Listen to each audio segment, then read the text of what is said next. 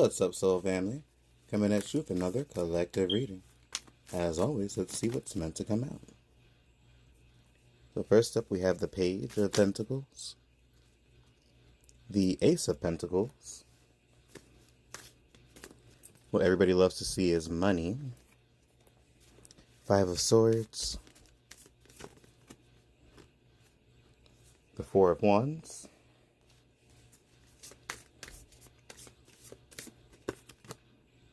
the Page of Swords, and then last but not least, we have the Empress. I'm going to go ahead and sort all this out. So I feel like in general, you've been learning quite a bit. You've been putting a lot of intention towards figuring out ways to get towards the path to abundance and figuring out how to allow this into your experience. I think that you've been trying to seek opportunities and learning how to, or learning the things that will then allow these opportunities to come into your experience.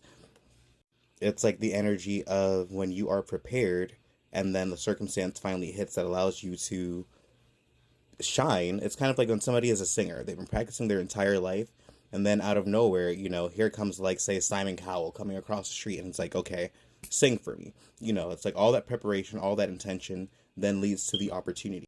I think that there's been a lot of inner conflict and a lot of strife getting to this point.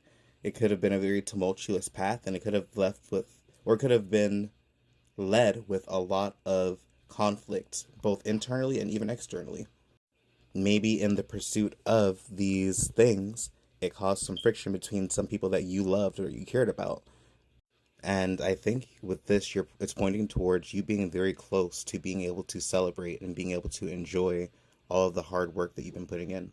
So I think there's a call not to allow other individuals to kind of veer you off of this path and to allow their perspectives to shift where you're going, especially if it's held within a lot of petty arguments, a lot of stupid disagreements, a lot of just needless conflict whenever you kind of know what you need to do to get to where you got to get to.